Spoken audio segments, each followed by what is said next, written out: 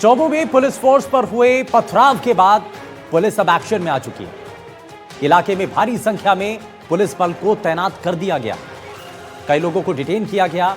इलाके में इंटरनेट सेवा 24 घंटे के लिए फिलहाल बंद कर दी गई है। चप्पे चप्पे पर पुलिस बल की तैनाती हो चुकी है।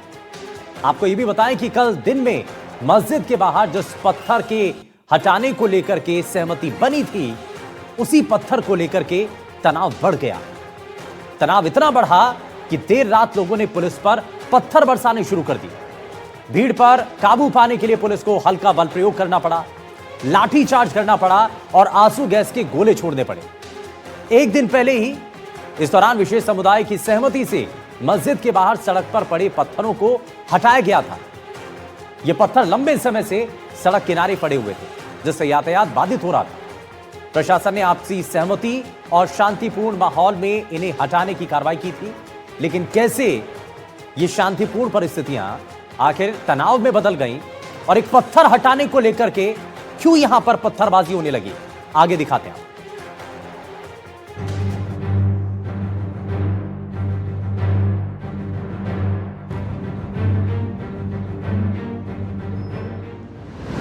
चौमू में पुलिस से भिड़े उपद्रवी, पथराव के बाद इंटरनेट बंद, पुलिस पर किया गया पथराव, मस्जिद के बाहर पत्थर हटाने पर बवाल। राजधानी जयपुर के चौमू में बस स्टैंड के मुख्य बाजार में एक मस्जिद के पास से पत्थर हटाने को लेकर विवाद हिंसात्मक हो गया। दरअसल पुलिस ने रास्ता खुलवाने के लिए मस्जिद के पास रखे पत्थरों को हटाने के लिए मुस्लिम समुदाय के लोगों से बातचीत की थी। इसके बाद लोगों से आपसी सहमति के बाद गुरुवार को पत्थरों को हटाने की कार्रवाई की गई। पत्थर हटाने का काम शांति से पूरा कर लिया गया था। इसी मस्जिद के पास में एक पुलिस चौकी के लिए लोहे की रेलिंग का स्ट्रक्चर रखा गया। तभी कुछ असामाजिक तत्वों ने इसका विरोध शुरू कर दिया। देखते ही देखते बहस बढ़ी और हालात हिंसक हो गए। इसके बाद बस स्टैंड इलाके में भारी भीड़ जमा हो गई और पुलिस को निशाना बनाकर पथराव किया गया। पत्थरबाजी में करीब आधा दर्जन पुलिसकर्मी घायल हो गए। मेरी मौजूदगी इस वक्त चौमू की उसी मस्जिद के सामने है, जहां पत्थर हटाने को लेकर विवाद हुआ और विवाद इतना बढ़ा कि उसके बाद में पथराव हुआ। पथराव के बाद में यहां पर कई पुलिसकर्मी घायल हुए। आप ये मस्जिद देखिए, ये मस्जिद वही है जहां पर ये पत्थर जो आपको दिख रहे होंगे, ये जो ढांचा आपको दिख रहा है स्थायी, ये यहाँ पर बना हुआ था। चूँकि ये चौमू का बस स्टैंड है और मुख्य मार्केट भी है, तो यहाँ पर आवाजाही लोगों की बहुत होती है। उसके बाद में ट्रैफिक जाम लगता है। इसको लेकर के प्रशासन ने एक इनिशिएटिव किया कि यहाँ से रास्ता खुलवाया जाए। उसको लेकर के पहले यहाँ पर जो पार्टी थी, मुस्लिम समुदाय थे, उनसे बात की, लोगों से बात की कि ये पत्थर अगर यहाँ से हट जाएंगे तो रास्ता खुल जाएगा, ये रास्ता जो सड़क है वो थोड़ी चौड़ी हो जाएगी। इसके लिए पहले सहमति दे दी गई और कल दिन में सहमति के बाद में यहाँ से पत्थर हटाए गए। लेकिन रात को करीब 3 बजे के आसपास यहाँ पर कुछ लोगों ने रेलिंग लगाना शुरू कर दिया और उसके बाद में विवाद बढ़ता गया। और जब रेलिंग लगाने का काम शुरू हुआ तो उसका विवाद बढ़ गया।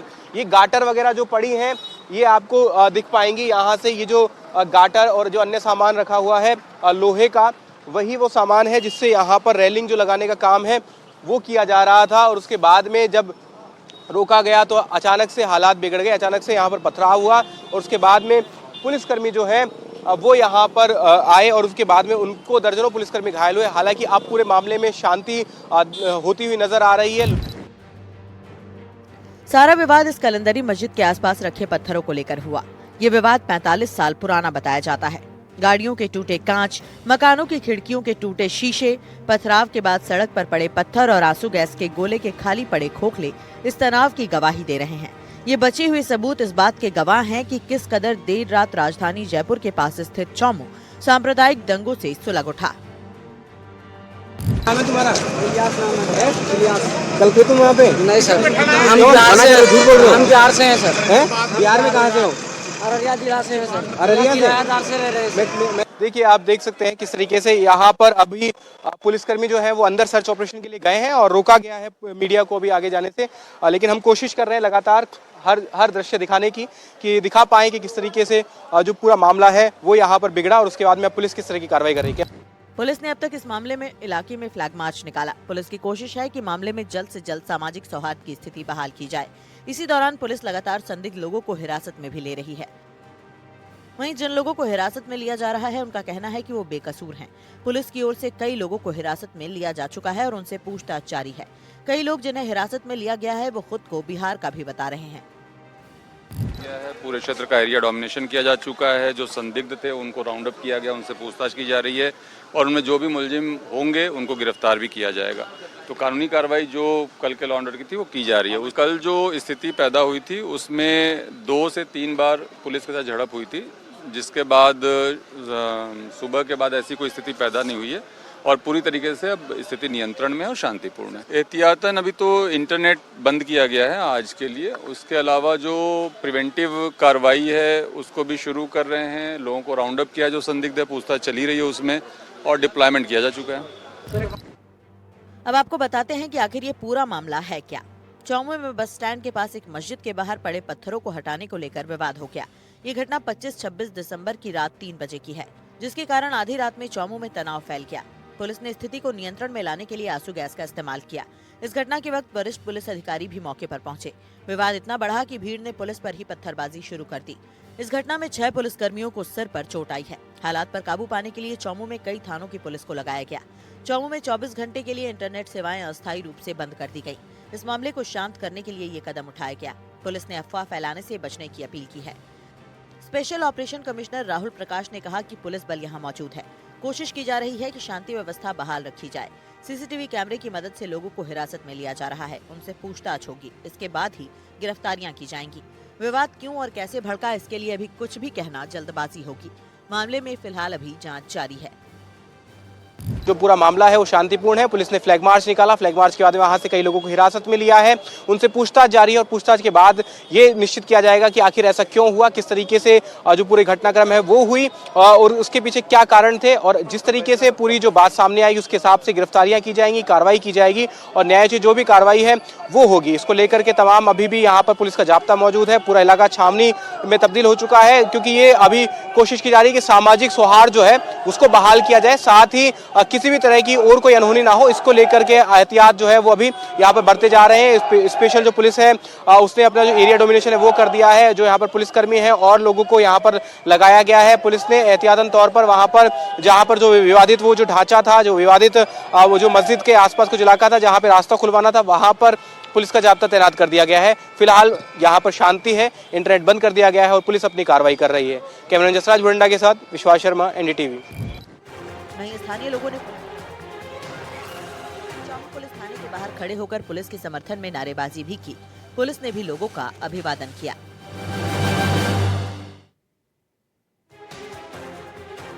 तो देखा आपने कैसे चौमू के अंदर एक पत्थर को लेकर के विवाद इतना ज्यादा बढ़ जाता है कि वहां पर पुलिस के ऊपर ही पत्थरबाजी होने लगती। हालांकि कुछ लोगों को डिटेन कर लिया गया और पुलिस अब इस पूरे मामले की जड़ तक जाने की कोशिश कर रही है। सवाल यही है कि पहले जिस पत्थर को हटाने के लिए सहमति बन चुकी थी, प्रशासन के साथ वार्ता हो चुकी थी, फिर उसके बाद यह पत्थरबाजी क्यों की गई? कौन लोग थे? क्या माहौल को खराब करने के लिए वहां पर कुछ लोगों की भूमिका थी? इसकी भी जांच हो रही। लेकिन भरतपुर से एक हैरान करने वाला मामला सामने आया। यहां एक महिला की संदिग्ध परिस्थितियों में मौत हो जाती है। मृतका के परिजनों का आरोप है कि ससुराल पक्ष के लोगों ने मृतका को जहर देकर उसकी हत्या करने की कोशिश की। दोनों पक्षों में शव को लेकर के मोर्चरी के बाहर नोकझोंक भी देखने को मिली और ऐसा कहा जा रहा है कि मृतका का पति उसके साथ मारपीट करता था। फिलहाल पुलिस ने मामला दर्ज तो कर लिया है, मामले की जांच भी हो रही है, लेकिन इसके पीछे की वजह क्या है? क्यों परिवार के लोग ससुराल वालों पर इतना बड़ा और गंभीर आरोप लगा रहे हैं? क्या मारपीट पहले भी हो चुकी थी महिला के साथ? जरा आगे इस रिपोर्ट में आपको दिखाते हैं।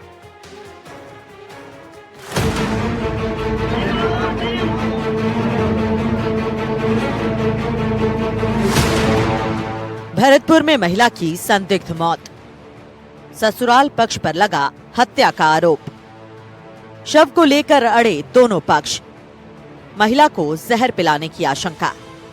भरतपुर के कुम्हेर थाना क्षेत्र के गांव पिचूमर में एक विवाहित महिला की संदिग्ध परिस्थितियों में मौत हो गई है। आपको बता दें कि मृतका की शादी करीब 10 साल पहले हुई थी। मृतका के पीहर पक्ष ने ससुराल वालों पर जहर देकर मारने का आरोप लगाया है। दोनों पक्षों में शव को लेकर मोर्चरी के बाहर नोकझोंक भी देखने को मिली। कुम्हेर थाना पुलिस ने शव का पोस्टमार्टम कराया, लेकिन शव को ले जाने की सहमति नहीं बनी। शव को दोनों पक्ष अपने अपने गांव ले जाने पर अड़ रहे हैं। मृतका का पति सीआरपीएफ में जवान है, जो शादी के बाद से ही मृतका के साथ मारपीट करता था। आरोप है कि मृतका को जहर पिलाने से पहले बच्चे की भी पिटाई की गई। पुलिस का कहना है कि दोनों पक्षों से समझाइश की जा रही है। अभी मामला दर्ज नहीं हुआ है। मामला दर्ज होते ही जांच की जाएगी। ये कविता कुमारी एक औरत थी, गांव पिचूमर की रहने वाली। ये बता रहे हैं इसके पिता के उसके पति ने जहर दे करके उसको मार दिया। मारपीट भी किया गया? मारपीट जहरा में तो कोई चोट उसके आई नहीं। पोस्टमार्टम की कार्रवाई होगी सर? पोस्टमार्टम कार्रवाई। बच्ची को हर साल मारते पीटते हैं। हर साल एक मेहमान नौकरी जो भी बच्ची मरी है ना, वो दारू पीता है, छोरी को मारेगा। ऐसे कई साल से दिखा, जब बच्ची ले जाऊँ महीने 2 महीने रुके, फिर पहुँचाए 2-4 जन लेकर अब ये लास्ट में मार दी। कल शाम को बात करी तो मेरी छोरी को फ़ोन को, उसने फ़ोन को उठाया कैसे माने, तो मारपीट करे, रात में मारिए और इसको पॉइजन पिया दिया। मृतका की बड़ी बहन ने बताया कि दोनों बहनों की शादी कुम्हेर के पिचूमर गांव में 2016 को हुई थी। छोटी बहन की शादी विजेंद्र के साथ हुई, जो सीआरपीएफ में जवान है। विजेंद्र शादी के बाद से ही उसकी पिटाई करता था। गुरुवार शाम को उसने पहले पीड़िता की पिटाई की, जिसके बाद देर रात को बच्चे के सामने ही उसने पीड़िता को जहर दे दिया। मृतका के बच्चे का कहना है कि उसके पिता शराब पीकर उसकी मां के साथ मारपीट करते थे। घटना के दिन भी देर रात को पिटाई की और जहर पिलाया।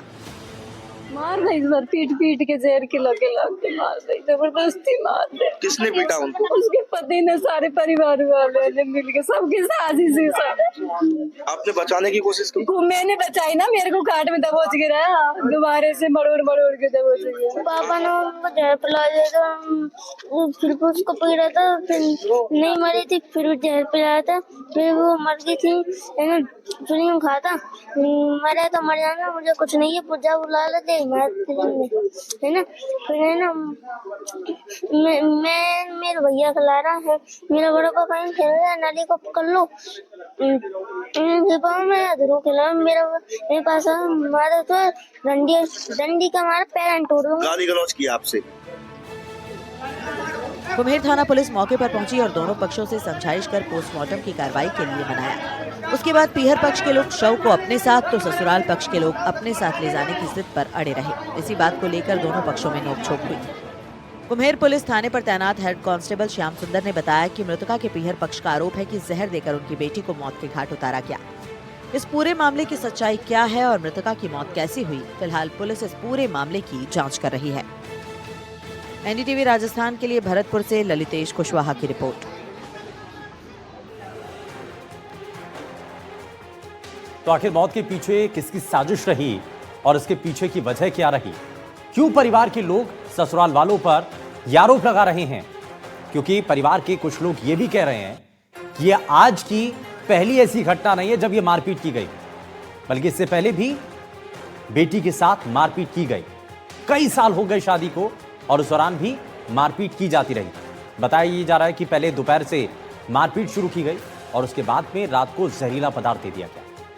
हालांकि पुलिस इस मामले को लेकर के अब जांच कर रही है, जांच में सभी चीजें साफ हो। लेकिन अब जरा खबरों में आगे बढ़ते हैं।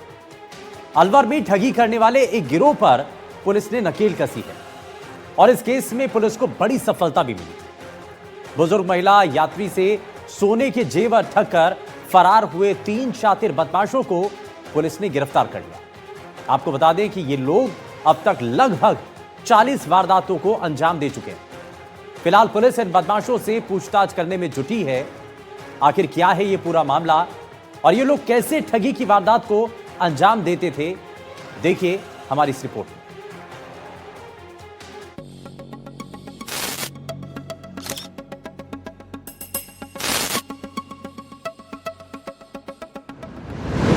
भीड़ भाड़ में बुजुर्गों पर निशाना,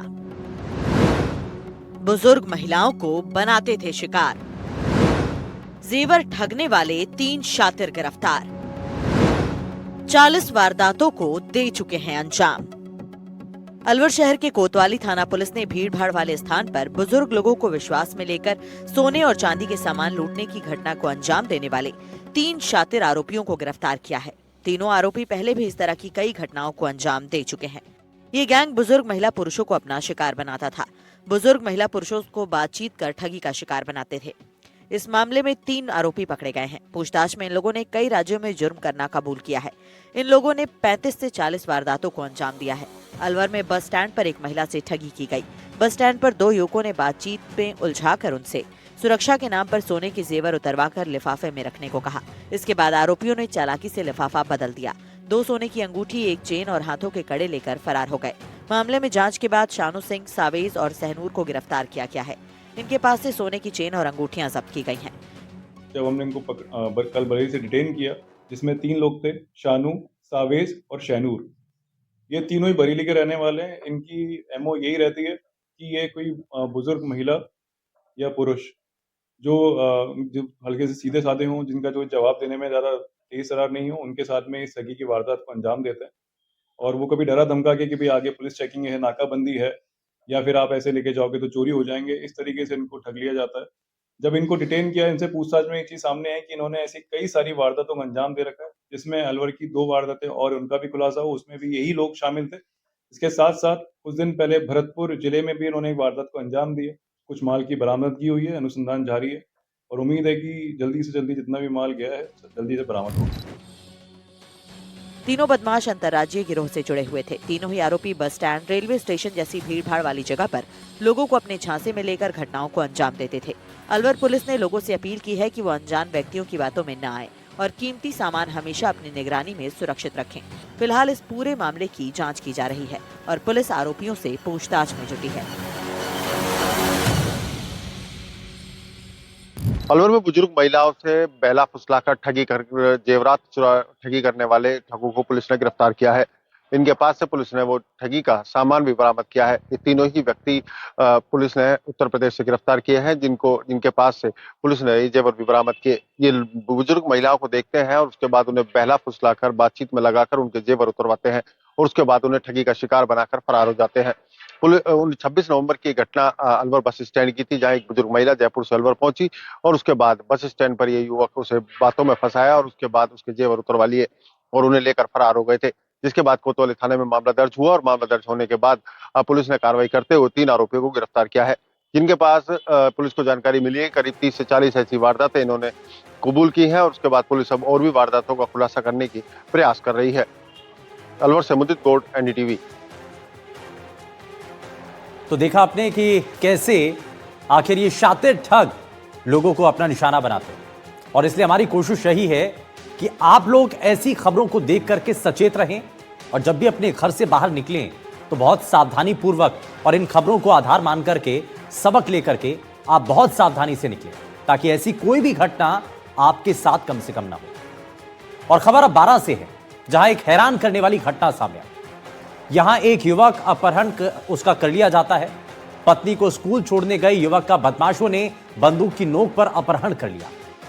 बदमाशों ने युवक के साथ बेरहमी से मारपीट भी की और कुछ दूर ले जाने के बाद मारपीट कर बदमाश युवक को छोड़कर फरार हो गए।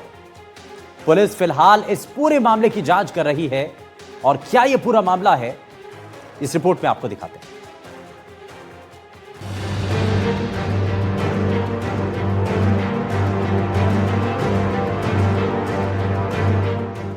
क्लासरूम में घुसकर युवक का अपहरण, पत्नी को स्कूल छोड़ने गए युवक की किडनैपिंग, कानून व्यवस्था पर उठे सवाल, मारपीट कर युवक को छोड़कर फरार बदमाश। बारां जिले के अंता थाना क्षेत्र के पलसावा गांव में पत्नी को स्कूल छोड़ने गए एक युवक के साथ बदमाशों द्वारा मारपीट और अपहरण की सनसनीखेज वारदात सामने आई है। बदमाशों से बचने के लिए युवक स्कूल के क्लासरूम में जाकर छिप गया, लेकिन आरोपी वहां भी घुस आए और उसके साथ मारपीट कर बंदूक की नोक पर अपहरण कर ले गए। कुछ दूर जाकर दूसरे गांव के चौराहे पर मारपीट करके बदमाश युवक को छोड़कर भाग निकले। मारपीट में घायल हुआ पीड़ित युवक अस्पताल में भर्ती है, उसका इलाज चल रहा है। इधर इस मामले की रिपोर्ट अंता थाना पुलिस को दी गई है। इसके आधार पर पुलिस जांच पड़ताल कर रही है। आसपास के सीसीटीवी फुटेज भी खंगाले जा रहे हैं। कुछ फुटेज पुलिस के हाथ लगे हैं, उसके आधार पर बदमाशों की पहचान की जा रही है और आरोपियों को तलाशा जा रहा है। डीएसपी पुष्पेंद्र आडा ने बताया कि मंगलवार की ये घटना बताई जा रही है, लेकिन मामला अब सामने आया है। पहले बदमाशों ने युवक की बाइक को टक्कर मारकर उसे नीचे गिरा दिया था। इसके बाद बदमाशों ने युवक पर हमला कर दिया, युवक के साथ जमकर मारपीट की, उसे बंदूक की नोक पर अगवा कर ले गए। घटना से स्कूल में मौजूद स्टूडेंट दहशत में आ गए। मारपीट के बाद उसे बटौदा चौराहे पर छोड़ दिया। पुलिस ने बताया कि पीड़ित की ओर से दी गई रिपोर्ट के आधार पर मामला दर्ज कर जांच शुरू कर दी गई है। अब ये पूरा मामला क्या है, इसका खुलासा तो आरोपियों के पकड़ में आने के बाद ही हो पाएगा। घटनाक्रम है ये अंकित डाबरी काका जी का है रहने वाला। वो अपनी पत्नी को स्कूल छोड़ने गया था, तो स्कूल छोड़ के जैसे बाहर निकला तो उसी दरमियान गोलू मीणा है जो कि खजूरना का रहने वाला है, उसने उसके साथ मारपीट की और उसको स्कॉर्पियो में बैठा के ले गए, फिर यहाँ रास्ते में छोड़ दिया, मारपीट करके छोड़ दिया। तो उसका अपहरण का मारपीट का संगीन धाराओं में मुकदमा दर्ज है। कोई पहले इनके आपस में झगड़ा हुआ, उसको लेके इसने वापस झगड़ा किया है, तो उसके लिए हमारी टीमें गठित भी की हुई है और जल्दी उनको अरेस्ट कर लिया। पूरा घटनाक्रम जो है वो सीसीटीवी फुटेज कैमरे में कैद हुआ है। अब पुलिस जो है अंकित मीणा की रिपोर्ट के आधार पर आरोपी जो गोलू मीणा है उसकी तलाश कर रही है, उसके साथियों की तलाश कर रही है। पूछताछ में अभी तक ये सामने आया, जो अंकित मीणा से बातचीत हुई है पुलिस की, उसमें जो बयान आया है उसमें सामने आया कि 2 साल पहले अंकित मीणा और गोलू मीणा, गोलू जो बदमाश है, उन दोनों की झगड़ा हुआ था और जो रंजिश चल रही थी उस रंजिश को लेकर ये पूरी वारदात को अंजाम दिया गया है। अब पुलिस जो है 23 दिसंबर को जो घटना हुई है उसकी पड़ताल कर रही है, तफ्तीश कर रही है और आरोपियों की तलाश कर रही है। 12 से एनडीटीवी के लिए अर्जुन अरविंद।